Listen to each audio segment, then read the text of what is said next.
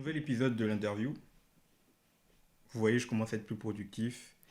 Euh, En général, sur ce format, les personnes et les artistes que je reçois sont multicasquettes, mais toujours dans le même sens, c'est-à-dire qu'elles ont une pratique artistique définie et à côté, elles ont un cadre professionnel ou académique plus classique.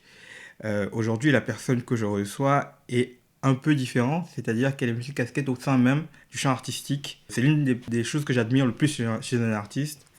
Je ne vais pas parler de Kanye, vous vous calmez. Et la personne que je reçois aujourd'hui, elle dessine, elle peint, elle fait de l'animation, elle chante, elle rappe très bien. Je ne saurais pas où elle s'arrête du coup sur le champ artistique. Je ne vous le cache pas pour plus longtemps, je reçois Ife. Yo, salut toute l'équipe. Alors, je me présente, donc moi c'est Ife. Ife l'artiste, Franck-Olivier Nyakadja. Effectivement, je suis un artiste diplômé des Beaux-Arts de Paris. Je C'est important de le peins. préciser. Ouais, c'est très très important de le préciser pour le coup, ouais. Je peins, je sculpte, je fais de l'animation 2D, je fais de la photographie, j'écris. Euh, euh, je fais également de la scène, de la performance aussi. Un mix de tout ça et j'ai toujours été un passionné d'art, quoi, Ouais. depuis tout petit. Je crois que c'est assez suffisant pour les présentations. Mais j'avais une question à te poser. Est-ce que tu te rappelles la première fois qu'on s'est rencontrés? Alors, franchement, là, comme ça, je t'avoue Non. même pas. Je me rappelle pas de la D'après première toi, fois. quel âge? Euh, Environ. la première fois que toi et Ouais. moi on s'est Juste pour savoir rencontrés, si tu te rappelles vraiment. enfin, là, comme ça, je sais pas, je te dirais que je devais avoir, je sais pas, moi. Moi, j'ai l'impression qu'on s'est rencontrés autour de 2018-2019, Non. hein. Et encore une fois, je vais te rappeler, on s'est rencontrés avant les années 2010, au karaté.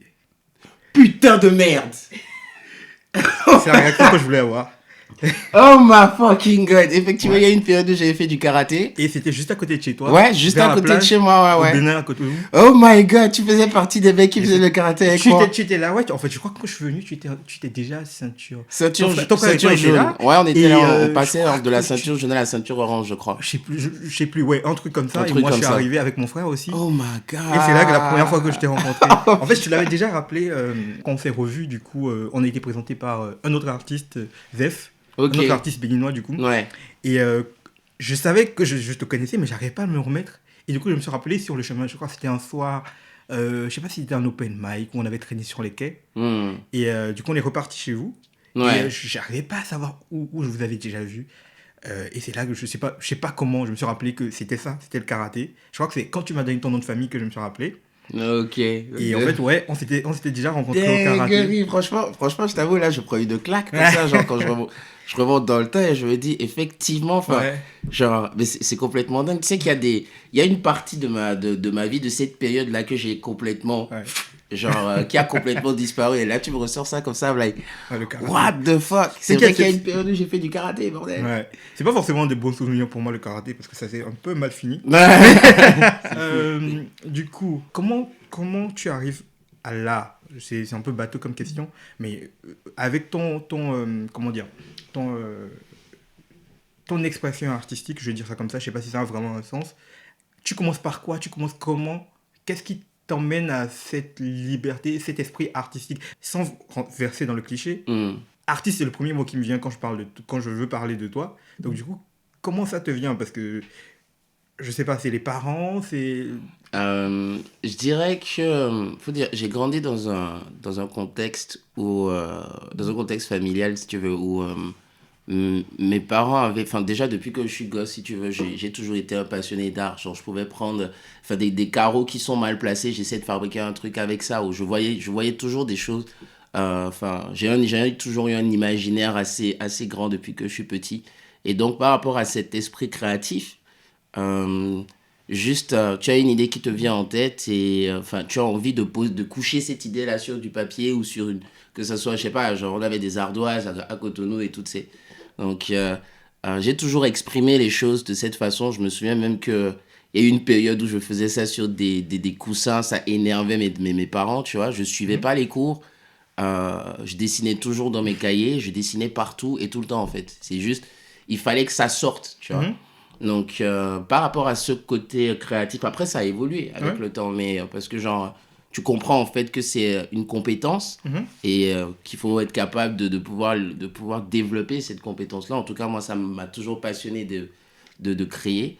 Et ouais, d'abord, ça vient vraiment d'une idée, une image qui te vient en tête. Et à partir du matériel que tu as en face de toi, et tu essaies simplement de reproduire l'image que tu as dans ta tête. Et c'est généralement dans le processus que... Le processus entre l'image que tu te fais et la réalisation que tu as en face de toi, c'est le processus qui est le véritable voyage, en fait, tu vois. C'est là où ça peut être fun, comme ça peut être casse-couille, comme... voilà, quoi. Le processus artistique, c'est un voyage, en fait, clairement. Moi, je ne ferais pas meilleure définition. Et donc, je comprends bien, c'est le dessin, d'abord, qui te... Le premier... Ouais. Le premier arrêt sur ton voyage artistique. Ouais. Et du coup, comment tu te découvres une voix ?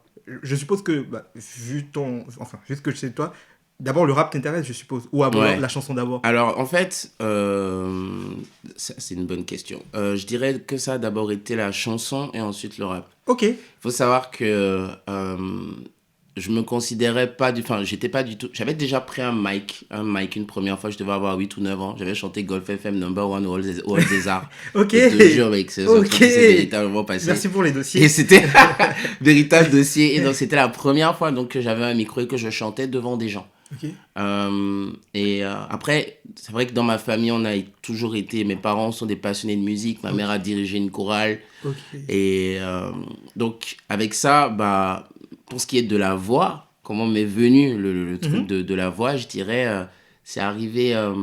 c'est pas arrivé tout de suite. Vraiment, genre même, j'ai quitté le Bénin, je suis arrivé en France, je suis arrivé au lycée, je découvrais d'autres styles de musique. Quand j'étais à Cotonou, j'étais sur plus des sons de Trace TV, tout ça, tu vois. Et donc, moi, je suis allé chercher un petit peu plus loin le rock, même jusqu'au métal, le jazz, la soul. Okay. J'ai commencé à chercher un petit peu à écouter du hip-hop et du rap français aussi, du coup. Mais quand je dis rap français, moi, il y a des rappeurs que c'était pas mon délire. Genre, je pouvais écouter du Booba, je pouvais écouter de la Fouine. Mais genre, les rappeurs d'aujourd'hui, comme les Caris et tout, c'est pas ma cam. Il y avait un certain type de rap que je pouvais pas, dont j'étais pas consommateur, tu vois. J'écoutais peut-être plus du Hocus Pocus, qui est genre... pour moi, bref, j'ai commencé à être touché vraiment par le rap, je dirais plus à la sauce américaine, du coup. Okay. À la sauce américaine. Tu découvres d'abord le français ou... Par rapport au rap, je dirais que j'ai d'abord été plus marqué par le rap à l'américaine, quand même. Tu vois. Genre, la touche, j'ai envie de dire, depuis les 50 Cent, les Jay-Z, les... Snoop Dogg, comment dire, là j'ai Busta Rhymes en tête, des mecs comme ça, tu vois, c'est c'est des trucs comme ça qui m'ont marqué, genre je pense à Linkin Park par exemple. Tu sais que Linkin Park avait fait un son avec Busta Rhymes à l'ancienne, je connais pas, qui s'appelle Together We Made It, We Made It le morceau, tu vois, donc t'as le mix entre le rock et le hip-hop. Et moi, quand j'ai découvert ça, je pétais les plombs, concrètement. Genre, je me disais, mais like, yo, t'as le délire rappé, t'as le côté chanté avec un truc de guitare et tout ça, tu vois. Ça sortait un petit peu de mon univers musical, en tout cas, de ce que j'écoutais. Je chantais pas vraiment à cette époque-là, mais j'écoutais pas mal de musiques assez différentes. Et puis après, la passion du rap, c'est mon frère, en fait. La passion du rap, vraiment, en mode de l'envie de rapper, c'est mon petit frère qui m'a sorti de ce... MH, ouais. MH qui m'a fait rentrer dans ce délire avec... on s'était mis en coloc ensemble. En France, en France, ouais, après mon arrivée en France. On a eu un petit... tu arrives en France à... 15 ans. À 15 ans, ok. Je suis arrivé en France, j'avais 15 ans. Je suis arrivé en novembre 2007. Ah ouais. Et donc, je crois que c'était autour du 7 ou du 8 novembre 2007. Genre, je m'en souviens parce que ça a été un moment assez marquant pour moi, tu vois. Donc entre 2007 et 2014, donc j'étais en train de découvrir d'autres styles de musique. J'écoutais déjà du gospel un petit peu avec mes parents avant, mais je suis allé chercher autour de la musique noire d'abord, et puis après je suis allé chercher beaucoup plus loin, tu vois, de l'électro.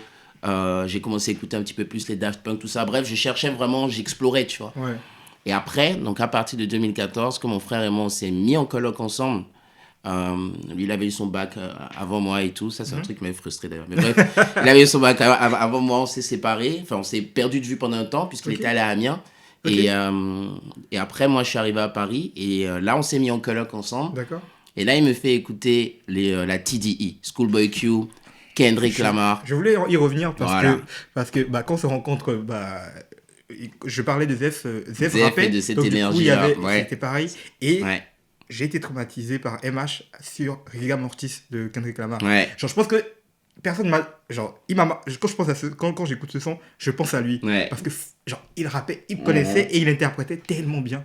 C'est incroyable. C'est vrai que là-dessus, il était C'est vraiment fort. incroyable. Et genre, moi, je rappais pas à cette époque-là, mais genre, je l'entendais rapper, tu vois. Et ça me faisait genre. Le mec, il arrivait à te transmettre la hype du truc. Genre, enfin, le mec, il est en train de rapper, tu le vois dans sa passion du truc, ça te donne envie aussi de le faire, tu vois. Et ça a été concrètement, ça a été ça pour moi, tu vois. Mhm. Entre la TDE et puis Under Achievers aussi, donc du coup, un rap hip-hop underground à l'américaine.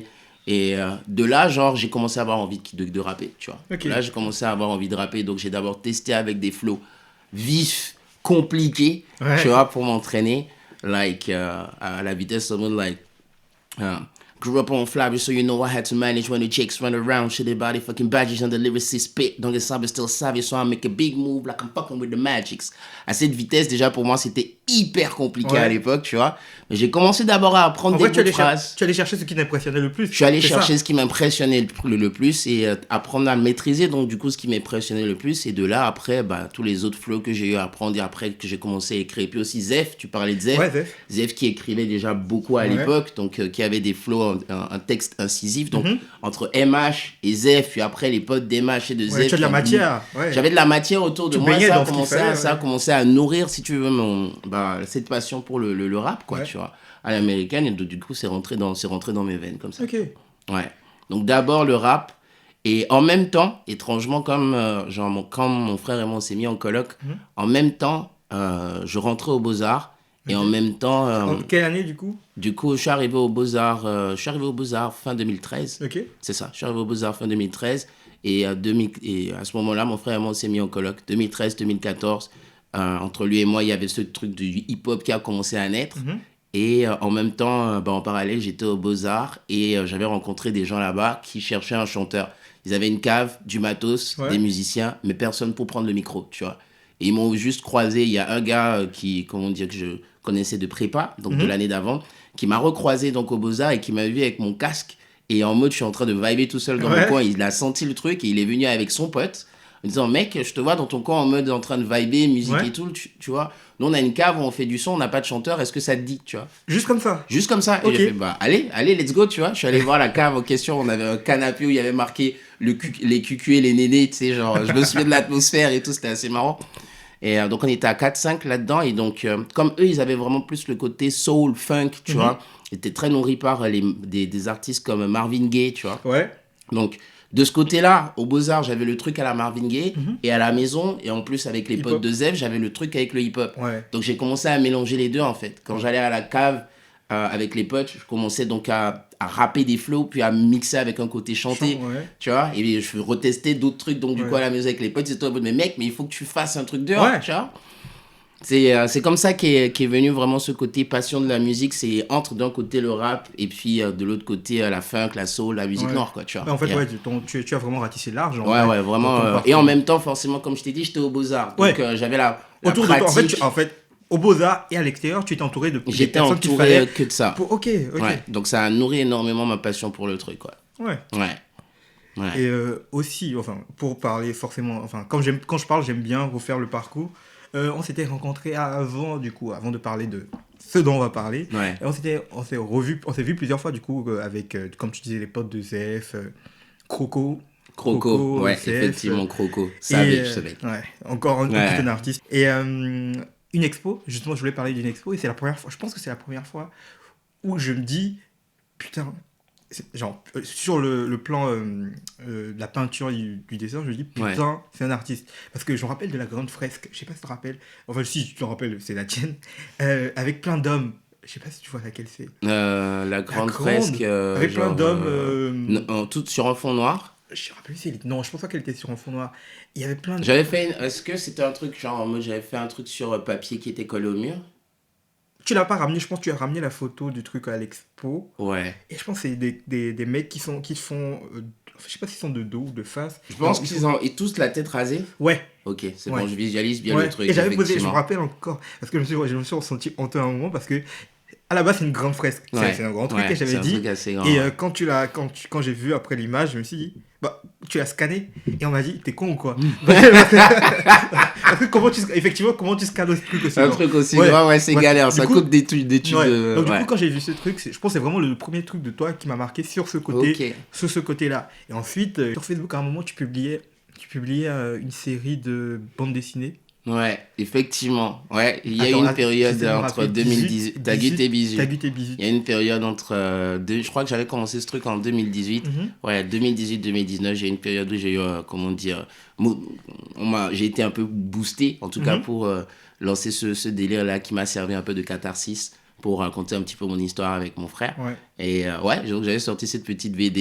Et je me souviens que bah, c'était assez marrant cette période-là de raconter. Le concept, c'était de raconter des petites histoires, tu Mhm. vois, une page, une histoire, un petit délire sur les expatriés, tu vois, donc les Ouais. Béninois qui quittent, en tout cas, peu importe quel type de personne, en tout cas, quelqu'un qui quitte son pays pour arriver donc en Europe et vivre autre chose, tu vois. Ouais. Et de là, effectivement, il y a eu des gens que je ne connaissais Ouais, pas tu t'es créé une forcément. communauté Je à m'étais partir de créé une ça. petite, voilà, à partir de ça, je Ouais. m'étais créé effectivement une petite communauté. Et donc j'ai gardé le contact avec certains d'entre eux. Et effectivement, je me souviens que tu faisais partie, je voyais ton nom. Ouais. Je voyais ton nom de la liste des gens qui passaient. C'était marrant. C'était une époque assez Ouais, non, sympa. Ouais, c'était vraiment drôle. Le truc, c'était drôle. c'était bien dessiné, c'était bien amené et c'était drôle. C'était vraiment Ouais, très, merci. très, très drôle. Merci. Et Merci. même si Faut dire qu'il y a des gens qui ont participé aussi, genre dans des dans histoires. dans les Ouais. histoires, ils m'ont nourri un petit peu à me raconter En tout des cas, trucs. Donc, c'était vraiment drôle. yeah, Et thanks. ensuite, après ça, pour venir à au gros truc.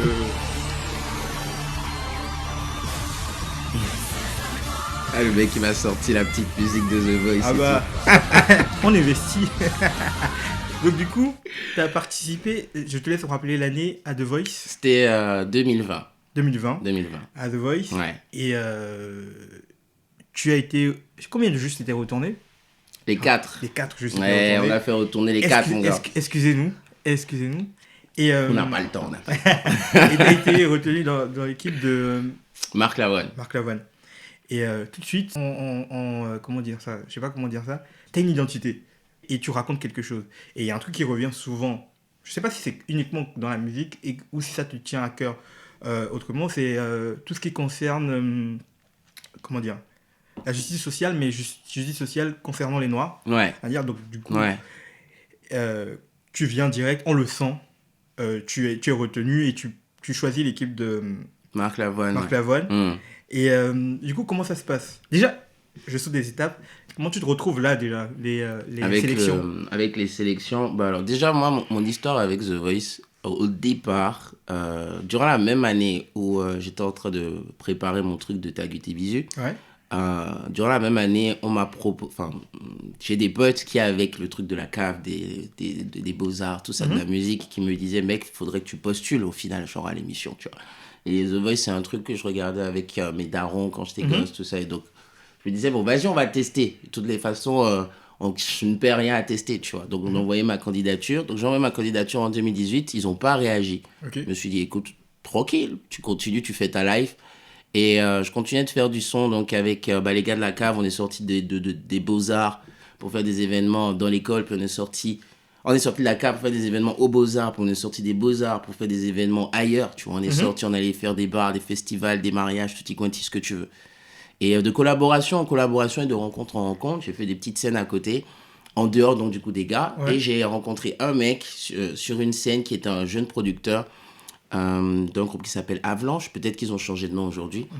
Et le mec, en fait, il avait senti ce truc de... Il avait senti déjà une identité chez moi et il s'était dit qu'il voulait me filmer en train d'interpréter donc un morceau. Donc vas-y, on fait ça pour le fun. Après, le truc est partagé sur son YouTube. Et de là, fin 2019, ouais, entre mi-fin 2019, autour de mai-juin 2019, je reçois un message sur Messenger Ok. d'un des chasseurs de tête, tu vois, donc un des casteurs donc, de l'émission de The Voice, qui me dit, de but en blanc comme ça, ouais, voilà, qu'il est sur des projets d'entertainment, notamment The Voice et tout ça, et qu'il a vu une de mes vidéos sur YouTube et que je serais, comment dire, je correspond au profil et que ça pourrait être intéressant pour moi. Est-ce que j'ai envie d'y participer? Je dis, franchement, quand j'ai vu le message, j'ai créé une grosse blague, quoi. Sur le moment, tu sais, tu te dis, bon, voilà encore un guyman de chez nous qui veut me raconter une connerie, tu vois. Ouais. Et donc, j'ai laissé mariner pendant au moins une semaine. Et c'est après que, du coup, je me suis dit, on va quand même répondre. J'ai répondu au mec. Il m'a laissé son numéro de téléphone. Mhm. Je l'ai appelé. Et en discutant avec lui, je me suis rendu compte qu'il y avait que quelqu'un qui est inside, Qui aurait pu ça? qui aurait pu me donner les Ouais. informations qu'il me donnait. Donc, j'ai pris le truc au sérieux.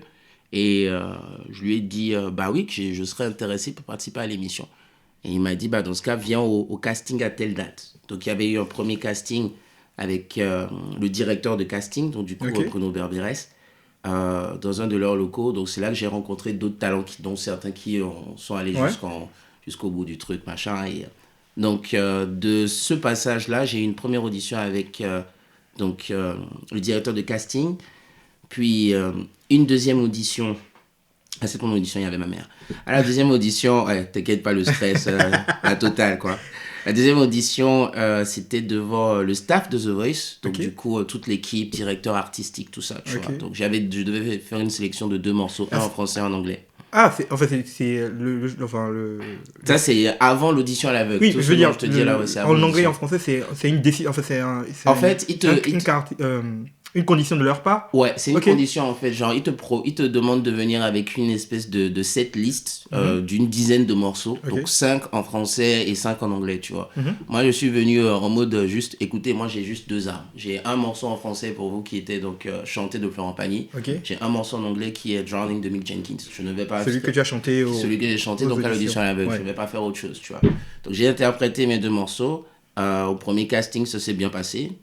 Deuxième casting avec le staff de The Voice, ils ont kiffé. D'ailleurs, ma rencontre avec le directeur artistique, ça m'a terminé en vrai. Je rentrais pour du coup faire le deuxième casting et j'entends le morceau que j'avais pour lequel on m'avait filmé qui était sur YouTube. J'entends ça pendant que je suis en train de traverser le couloir. Donc je me dis what the fuck. À cet instant-là, je t'avoue, je me suis senti un peu comme une star, tu vois. Ouais. Tu vas quelque part et t'entends ton son déjà avant que tu ne rentres dans la pièce, mon gars, Ouais. tu vois. Donc c'est un délire. Et il me fait, donc c'est toi qui fais ça. Franchement, belle dinguerie, ce que t'es en train de nous faire là. Ça va nous faire des shows, ça pourrait être intéressant, tout ça, bref. Donc j'ai fait mes 2 interprétations, donc chanter le Florent Pagny et Drowning de Mick Jenkins devant eux. Ouais. Et après, eux, ils m'ont dit, alors nous, on est OK sur les 2 interprétations et on va se pencher plutôt sur le morceau en français. Je leur ai dit, je comprends, mais non. Pourquoi ? Parce que le morceau en anglais avait beaucoup plus de sens dans mon histoire. Ouais. Et donc, je leur ai donné des détails donc, de cette histoire en rapport avec mon frère. Ouais. Les musiciens étaient en mode, vas-y, let's go. Nous, c'est carré, on est chaud, tout ça. Donc, c'est comme ça que si j'avais pas insisté, je me serais retrouvé à l'audition à l'aveugle à chanter un truc en français que j'avais pas non plus spécialement envie de chanter à ce moment-là, tu vois. Donc, j'ai insisté sur mon morceau, ils m'ont laissé faire. Et c'est là qu'on arrive, donc, quelques semaines plus tard, à l'audition à l'aveugle, genre t'es derrière la grille, tout ça, bam, la petite lumière, la grille qui s'ouvre, tu arrives comme ça avec ton micro, comme si c'était... Ça se passe comment le stress à ce moment-là ? Comment te dire le stress était à son comble, tu vois, genre, enfin, mais c'était loin d'être ma première scène, mais évidemment, je suis stressé, l'enjeu est différent par rapport à ce que j'ai pu faire comme scène, donc j'étais plutôt assez stressé, mais ce qui m'a fait tenir ce stress, tu sais, genre, t'as le cœur qui bat et tout, mais ce qui m'a fait tenir le stress, c'est j'ai l'expérience de la scène, et 2, je savais ce que j'allais chanter, je savais pourquoi est-ce que j'allais chanter ce morceau. Je venais en fait à ce moment-là à The Voice pour à mon audition à l'aveugle, non pas pour séduire des gens, je venais pour me libérer de quelque chose. Et on me donnait une scène pour pouvoir le faire, une belle scène pour pouvoir le faire. Donc t'imagines pas comment je me suis entraîné comme un dingue sur le morceau, en vrai, avant de l'interpréter à l'audition à l'aveugle. J'ai dû le chanter une centaine de fois. Comment dire, à côté de chez moi, tu vois, by night, dinguerie quoi. Mais voilà, donc du coup, je suis arrivé comme ça à l'audition à l'aveugle et j'ai fait retourner les 4 sièges. Je t'avoue aussi que les moments où les 4 sièges allaient se retourner, je les ai pré-shot dans ma tête. C'est-à-dire que il y avait des moments clés du morceau où je me disais, techniquement, à ce moment-là, il y en a un qui se retourne. À ce moment-là, il y en a un autre qui se retourne. Et ça s'est passé plus ou moins de la même façon, sauf que j'ai la surprise d'avoir Marc Lavoine et Pascal Obispo qui se retournent en même temps sur mon premier I Can't Breathe. Tu vois, genre, I Can't Breathe. Ça, je m'y attendais trop pas. Ça déstabilise ou pas quand ils se retournent pendant que tu chantes ? On l'entend pas. À l'audition à l'aveugle, comment dire, à l'audition à l'aveugle, les candidats n'entendent pas le buzzer, le bruit du buzzer. On voit juste les sièges qui se retournent. Donc, du coup, moi, j'étais totalement dans mon interprétation et quand ils se sont retournés, pour moi, c'était limite normal, en Ouais, fait, tu vois. ok. Genre, j'étais concentré dans ce que j'étais en train de faire, Ouais, juste dans mon interprétation. Et comme tu joues avec un public, ouais, tu vois, bah, les mecs qui se retournent, tu effectivement, joues ouais. avec eux sans te poser de questions, en Ouais, fait. J'étais dedans jusqu'au bout. Je suis arrivé avec ma rage, et avec ma rage et avec ma tristesse, et j'ai livré mon truc. Les quatre se sont retournés, c'était énorme. Pour le très coup, c'était bien. énorme. Euh, Ensuite, tu parlais de ton choix de son, de ton histoire avec ton frère. Hmm. Je sais pas si tu as envie d'en parler là, du coup, Ah, ça mais me dérange je pas. te pose Je la suis à l'aise. question. Ah, j'ai pas de problème avec ça. Vraiment, aujourd'hui, j'ai fait la paix avec tout ça. Le 17 février 2016, mon frère a eu un accident. Il était à l'arrière d'une Fox Rouge 3 portes. Le mec qui conduisait était bourré. Mon frère n'était pas au courant. Et ils étaient trois dans la caisse. Il perd le contrôle du véhicule qui traverse une rambarde, se retrouve dans un fleuve. Les trois réussissent à sortir du véhicule. Deux comment dire, arrive à s'accrocher. Le troisième ne réussit pas à s'accrocher, se blesse dans le courant et dans les eaux et est emporté par le courant. Son corps est retrouvé un mois plus tard, le jour d'anniversaire de notre mère. Globalement, that's the story.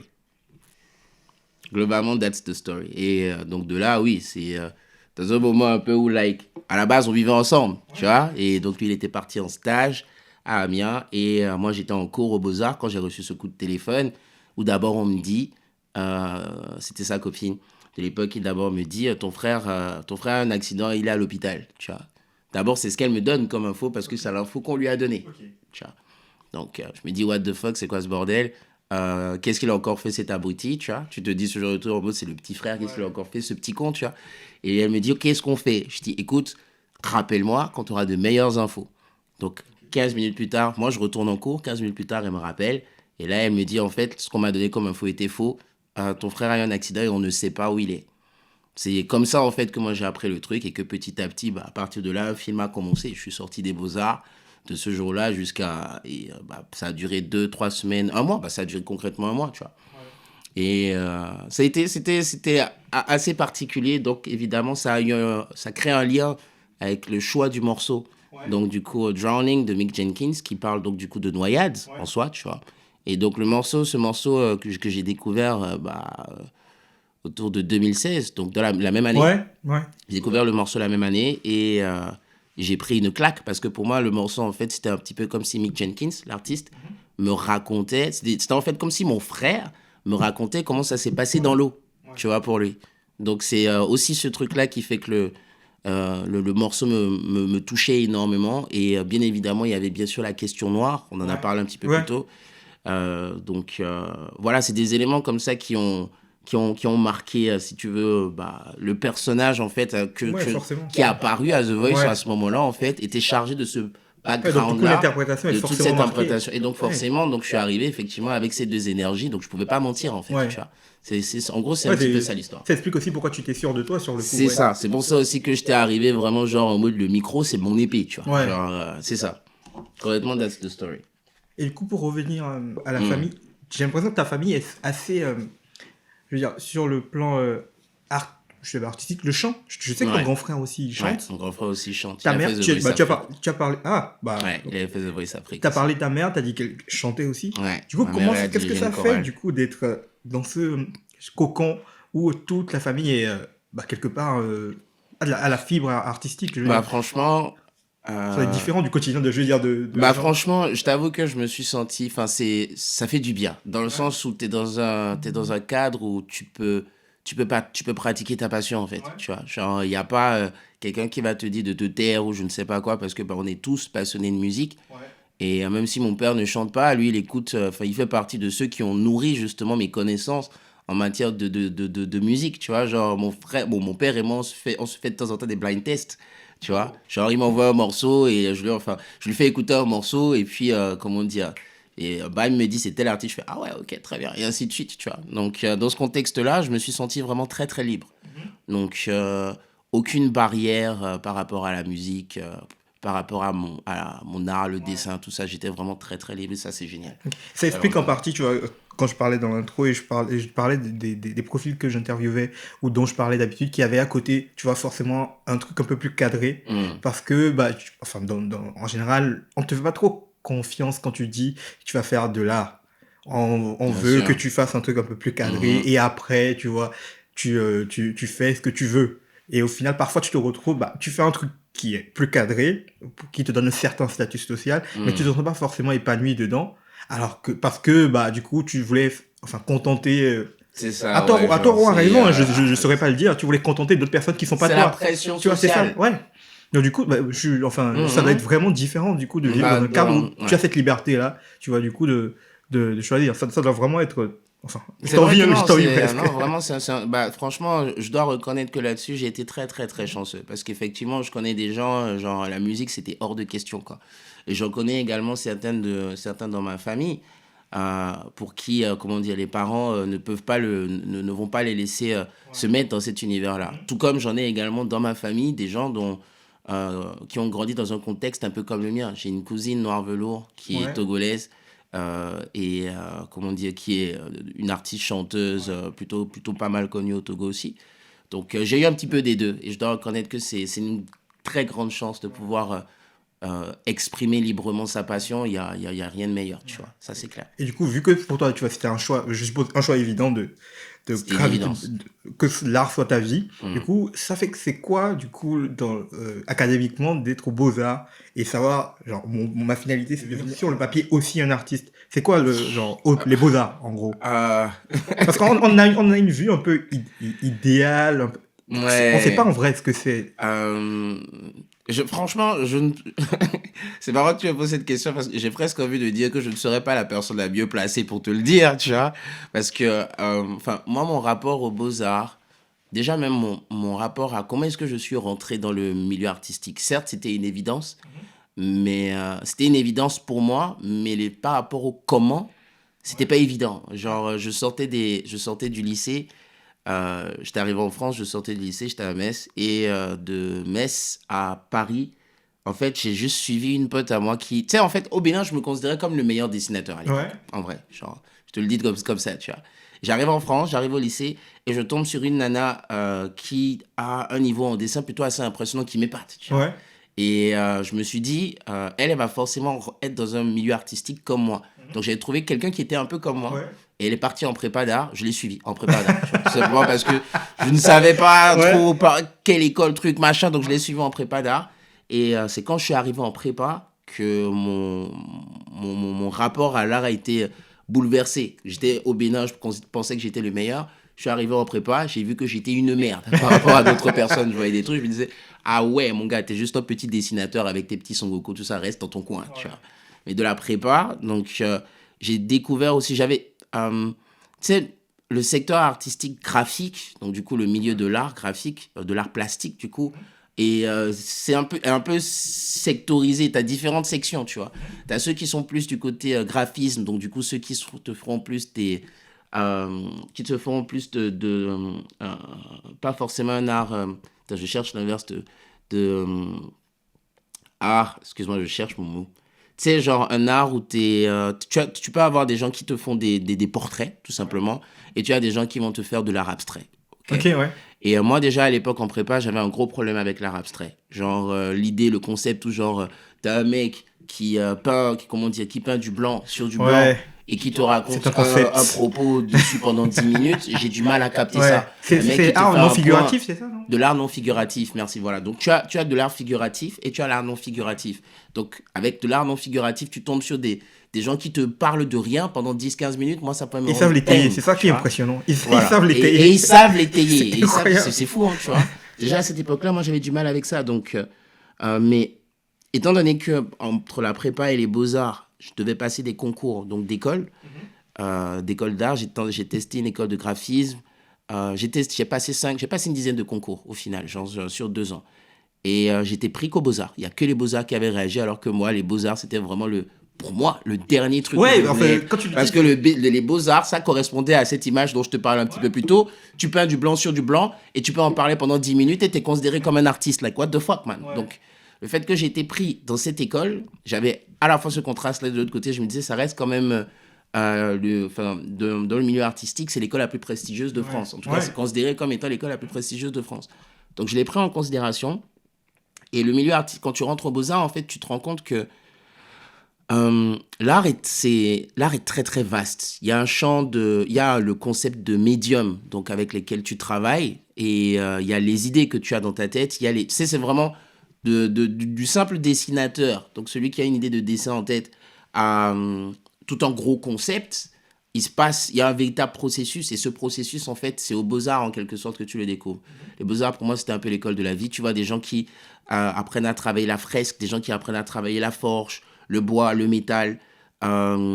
Tu vois, en fait, tu peux vraiment... ce qui est énorme avec les Beaux-Arts, c'est vraiment ce côté très, très libre de l'expression artistique. Ouais. Et bien évidemment, on a des cours d'histoire de l'art. C'est également aux Beaux-Arts que, si tu veux, même... Moi, ce qui me fascinait aussi là-bas, c'était les cours de nu, parce que tu as des modèles, donc du coup, qui viennent, qui se mettent à poil, et puis vous dessinez, donc du coup, des modèles, tu vois. Ça te donne une autre vision de la nudité aussi, tu vois. Genre, j'étais passé, donc à l'époque, du mec qui pouvait... Comment dire, qui avait du mal à regarder une nana sans être choqué, tu vois, une meuf à poil sans être choquée, à quelqu'un qui peut regarder une meuf à poil sans avoir aucune réaction, ou être plus concentré sur des traits spécifiques de son corps, tu vois. En mode, tiens, c'est curieux. Et là, comment dire, on voit, comment dire, ces clavicules qui donnent donc du coup cette forme à sa silhouette. C'est vachement intéressant, c'est beau à regarder. Tu vois, tu as une autre vision, tu développes en fait une autre vision de l'art en fait à partir du moment où tu rentres aux Beaux-Arts. Parce que les gens font des tas de choses différentes, que tu as toutes sortes de personnalités, toutes sortes de comportements et toutes sortes de sciences en quelque sorte à découvrir. Donc, après, pour ce qui est des métiers d'art, là, c'est tout autre chose, tu vois. Genre, c'est encore... comment est-ce qu'on s'en sort après avoir fait les Beaux-Arts? Les histoires sont multiples. Ouais.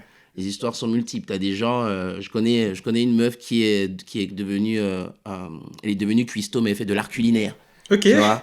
Genre, mais son cursus l'emmenait là ou... Son cursus ne l'a pas amené là. Genre, comment dire, elle est arrivée aux Beaux-Arts et elle a fait ce qu'elle devait faire aux Beaux-Arts. Elle a obtenu son diplôme et elle a eu un petit passage à vide pendant un moment. Et puis après, elle s'est retrouvée, comment dire, à faire de la cuisine, à kiffer la cuisine, à du coup mélanger ce qu'elle avait appris avec les Beaux-Arts, avec ce qu'elle faisait donc de la cuisine, et est devenue une artiste culinaire.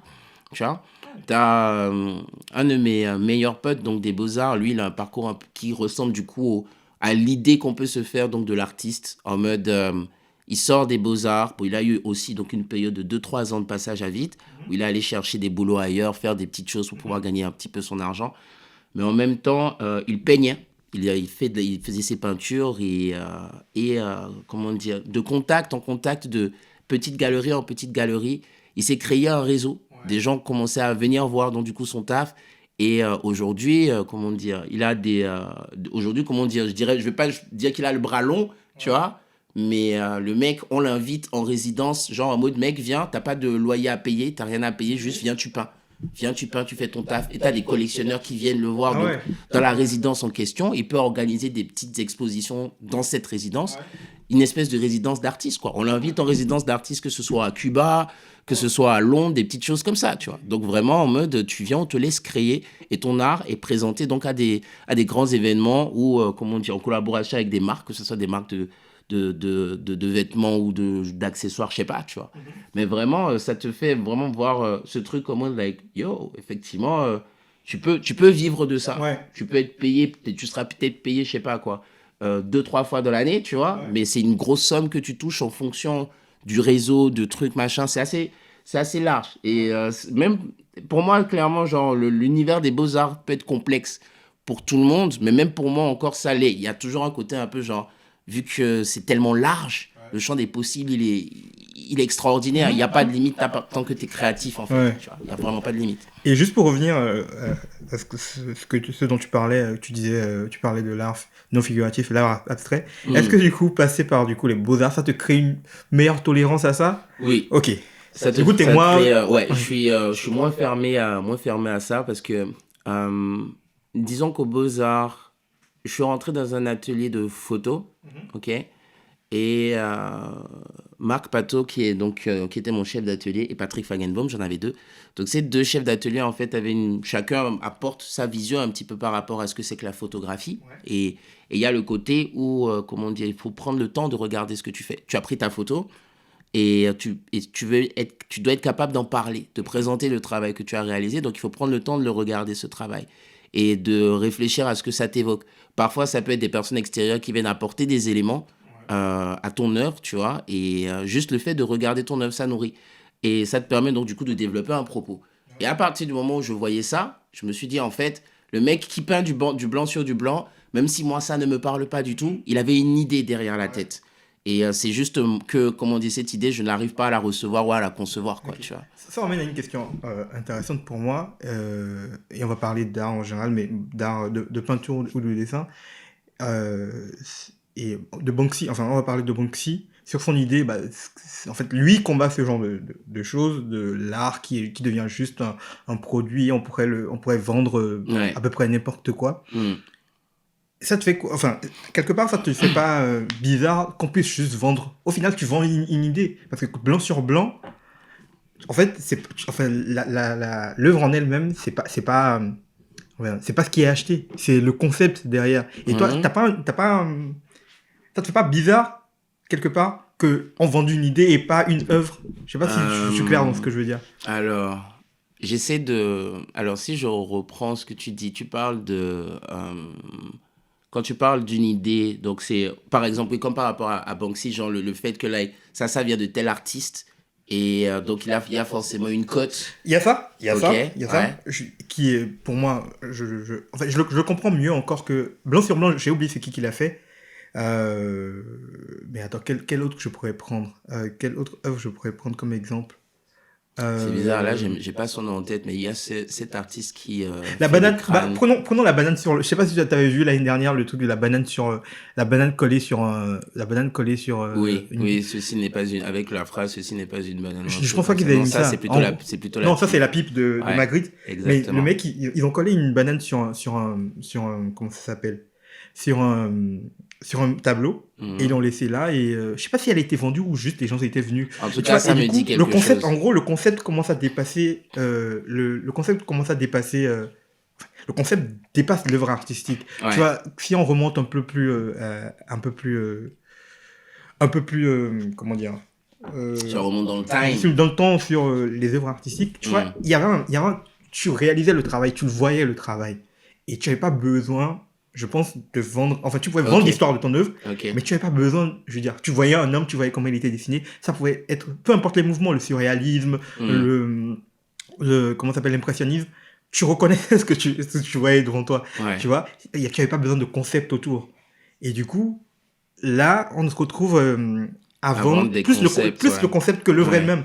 Et ouais. quelque part, tu vois, quand Je tu parlais comprends. C'est comme voilà. avec le délire d'une série, en fait. Comme C'est dans ça. une série où t'as... Ouais, ok. Et en fait, tu dépasses, tu sais plus, en vrai, je veux dire, sans le concept, Hmm. l'œuvre, elle perd de sa valeur. Et j'ai un peu de mal à ce qu'une œuvre ne puisse pas se valoir pour elle-même. Ouais, je suis bien Et tu vois, d'accord avec je ça. voulais juste discuter de ça parce que, bah, comme tu en parlais de l'art abstrait, Ouais, on a beaucoup d'œuvres et d'artistes comme ça qui vendent des concepts. En fait, ils vendent que des ouais, concepts. ouais, Et effectivement. Bah, moi, bah, je t'avoue que j'ai un problème.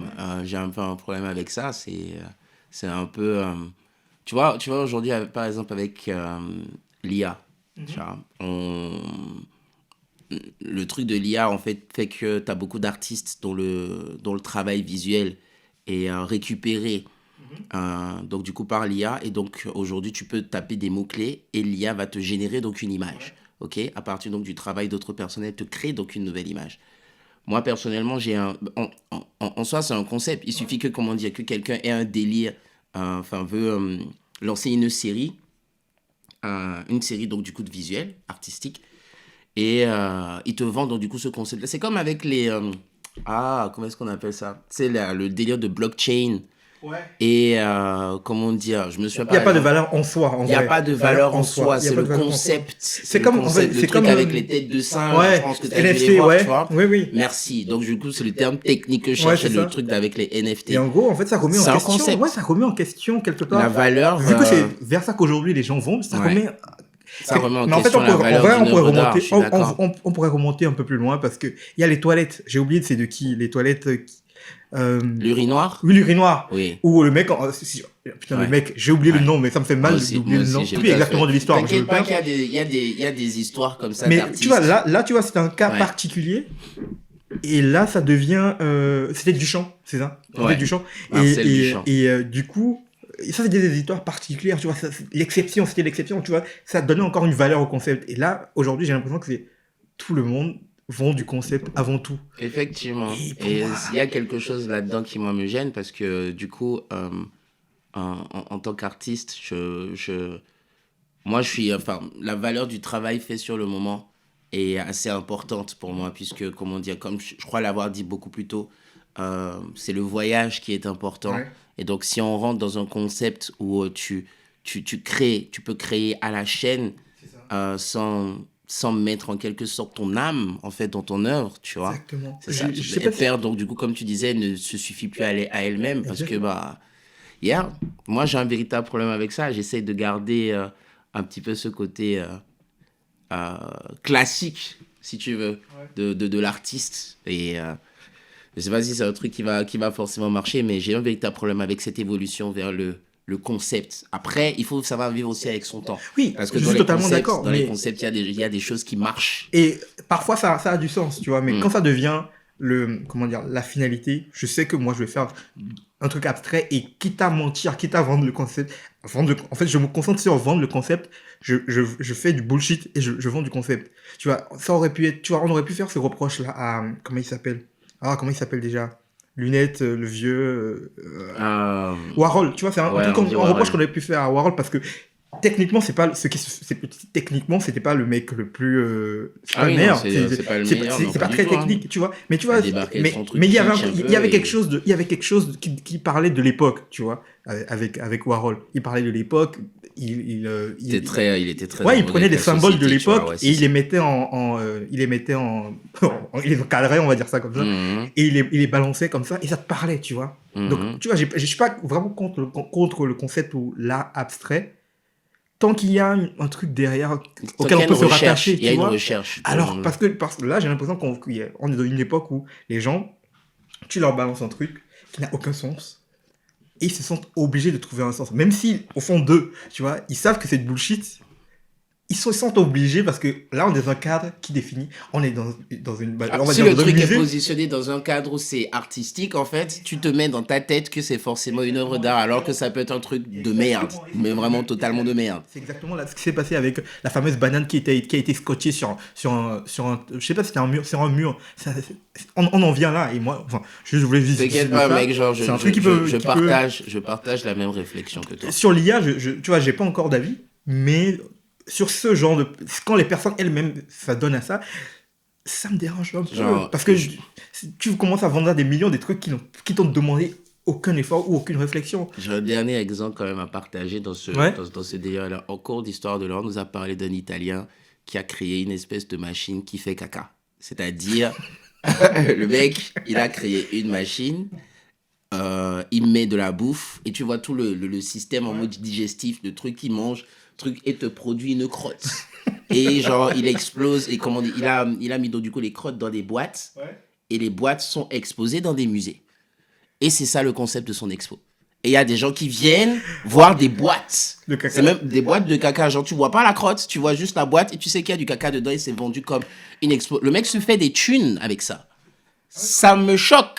Perso, ça me choque. Et pour revenir enfin, sur ça et sur les IA, parce que on a parlé, et pour revenir sur le Bénin, tu vois, quand Dali et Midjourney ont commencé à péter, il y a des mecs qui vendaient, tu vois, aux vieux, tu vois, au Bénin, aux vieux un peu, genre Mhm. 40, 50. Ils prenaient leur tête, ils mettaient du coup, dans Dali ou dans Midjourney, ils disaient Ouais. comme tu veux, ils donnaient Ouais. un style, précisaient le style Ouais. de l'artiste dans lequel ils voulaient, et ils revendaient ça aux vieux, alors que Mhm. ça leur a Ça leur absolument coûte rien. rien Ouais. coûté. Ça Et coûte genre, il y a eu rien. une vague de ça, je sais pas si ça s'est calmé, mais De toutes les façons, ce que je trouve assez fou avec le monde de l'art, c'est il y a toujours, ça prête toujours sujet à interprétation, tu vois. Comment dire, ta façon de voir les choses n'est pas la même que la façon de voir d'un tel ou d'un tel. Et voilà, ça raconte toujours beaucoup de choses intéressantes en tout cas. Du coup, diplômé des Beaux-Arts. Tout Ça, à c'est fait. fait. C'est fini, ouais. Diplômé des Beaux-Arts. Et, bah, du coup, ancien participant à The Voice. Du Mhm. coup, après The Voice, comment ça se passe? Genre, je veux dire, il y a des sollicitations, je suppose. Après The Voice, effectivement, j'ai eu quelques sollicitations. Bon, d'abord, comment dire, pour des interviews télé, comment dire, à Cotonou aussi, puisque, bon, voilà, tu sais, moi, j'avais eu une certaine distance avec le Bénin, même si je participais à The Voice, que je représentais le Bénin. J'avais personnellement une certaine distance avec le Bénin parce que ça faisait peut-être 3 ans que j'étais pas rentré. Ouais. Et donc, j'étais pas forcément à l'aise avec l'idée de retrouver les miens, sachant que il y a beaucoup de gens que je ne connais pas qui m'ont vu à la télé, Ouais. qui connaissent un peu mon histoire et tout ça, tu vois. Donc, après The Voice, il y a eu aussi le ministère de la Culture qui Béninois? m'a contacté, ouais, du Bénin. Ministère de la Culture du Bénin qui m'a contacté pour... tu sais, ils avaient eu dans l'idée de promouvoir un petit peu les Béninois qui sont allés jusque dans les phases finales de The Voice. Ok. Et donc, en leur permettant de pouvoir mettre en avant un single et de pouvoir financer un projet de clip et des choses comme ça, tu vois. Donc, il y a eu de ça. J'ai été appelé aussi par quelques marques notamment Woodin, tu vois. J'avais été appelé Ok. par Woodin pour des collaborations avec eux. Donc oui, maintenant, si tu veux parler d'un point de vue musique, Ouais. j'ai pas vraiment eu de propositions sérieuses ou de Sérieux, propositions ok. vraiment intéressantes de ce point de vue-là, à part des collaborations avec quelques artistes aussi à Cotonou, Ok. euh, notamment Nasty Nesta, Ouais. tu vois, Nasty Nesta que j'aime bien, notamment Kemtan aussi. Et donc, ouais, il y a eu quelques propositions, mais si on parle en mode lancement de carrière, truc, Ouais. machin, non, j'ai pas reçu une proposition de ce type-là. Et je pense aussi que dans le timing, moi, de mon côté, à la sortie de The Voice, honnêtement, j'ai fait une dépression. À la sortie de The Voice, j'ai fait une dépression, donc pouvoir être réellement productif, euh, parce que c'est ça, une fois que tu sors du truc, il faut pouvoir toi-même partager en même Ouais. temps, donc du coup, de la musique que tu fais pour que les gens qui t'ont découvert, dont certains peuvent booster ta carrière, il faut que tu puisses le faire. Et moi, j'étais pas trop en mesure. Ça, t'as pas enchaîné non plus, du coup, parce que, Non, bah, j'ai du pas coup, enchaîné, non. J'ai ouais. pas enchaîné l'après The Voice. Juste enfin, comme je te disais, j'ai eu quelques interviews, quelques rencontres. Je suis rentré au Bénin. Ouais, Euh, t'étais pas toi-même dedans, quoi, c'est J'étais ça? pas moi-même 100% Ouais. dedans, effectivement, parce que bon, c'est vrai que le choc a été un peu, le choc de la sortie de l'émission, tu sais, il y a un après, enfin, il y a une Ouais. sorte d'après-coup que tu gères, en Ouais. fait, tu vois, puisque personne te connaît, puis tu te retrouves dans la lumière, comme ça, puis tu Mhm. sors comme ça de cette espèce de lumière et t'es un peu perdu dans Ouais. cet entre-deux, tu vois. Donc, Ouais.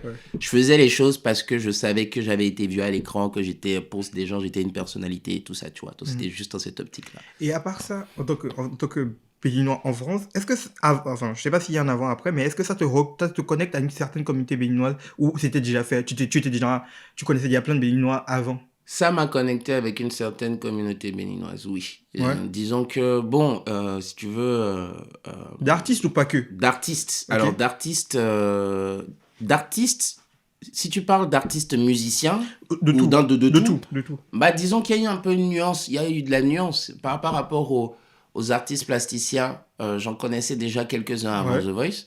Et après The Voice, j'en ai peut-être rencontré un ou deux de plus, Mhm. tu vois. Ouais. Maintenant, d'artistes musiciens, oui, clairement, l'émission The Voice m'a permis de rentrer en contact avec... enfin, en tout cas, ça m'a tout de suite crédibilisé, si tu veux, Ok. auprès de certains artistes, Forcément, bah, notamment forcément. comme l'équipe de Diamant Noir et tout ça, tu Ok. vois. C'est comme ça que... enfin, ça m'a crédibilisé auprès de ces gens-là, tu vois. Ok, donc forcément. Du coup, tu parlais de groupe, tu as parlé du groupe dans la cave, mais j'ai oublié, il y a aussi, t'as un autre groupe, Upper Ouais, Echelon. Du effectivement, coup, ouais, je fais il y partie a d'un aussi collectif. Ouais, des artistes béninois dans ce ouais, groupe.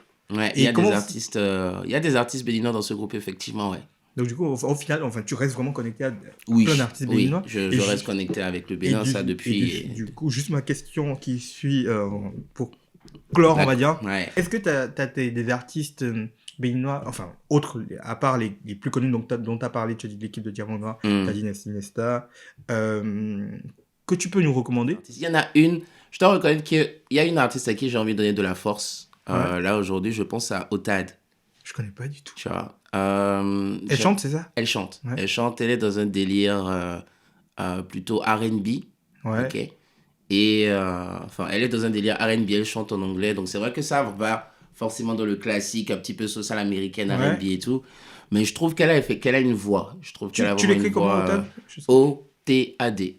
Ok, d'accord. Ouais, C'est noté. ouais, ouais. Bah, Et si ça se trouve, en tout cas, tu as peut-être déjà vu son visage, tu vois, genre. Mais en tout cas, genre, je moi, vais checker. j'ai pas son prénom en tête, Ouais. mais elle faisait partie des gens. Tu sais, à une période, pendant le truc de The Voice, il y a eu une période où j'avais fait des stories, où je faisais des lives avec des gens qui chantaient, Oui, je me rappelle. tu vois. Et donc, parmi ces gens qui chantaient, justement, il y en a deux comme ça. Enfin, il y en a un qui a participé à The Voice Kids et qui est allé Ok. jusqu'au final de The Voice Kids, Enzo.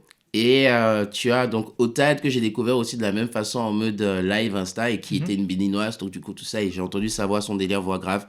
J'ai envie de donner de la force à cette meuf-là. Elle a Ok. sorti j'ai pas le nom de son titre là comme ça Ouais. malheureusement en tête, mais Ok. juste si on doit On- parler d'artistes béninois que je soutiens là comme ça, j'ai envie de dire Otad, tu Ok, vois. on va Ouais, regarder faire. ça.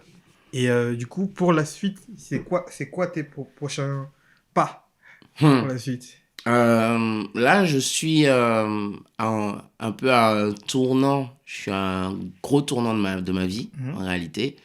Euh, j'ai, euh, je m'apprête donc à quitter la France et retourner vivre au Bénin. Ok. Ouais, Félicitations déjà pour commencer. ouais, merci. Il y a beaucoup de gens qui disent ah, c'est courageux, tout ça.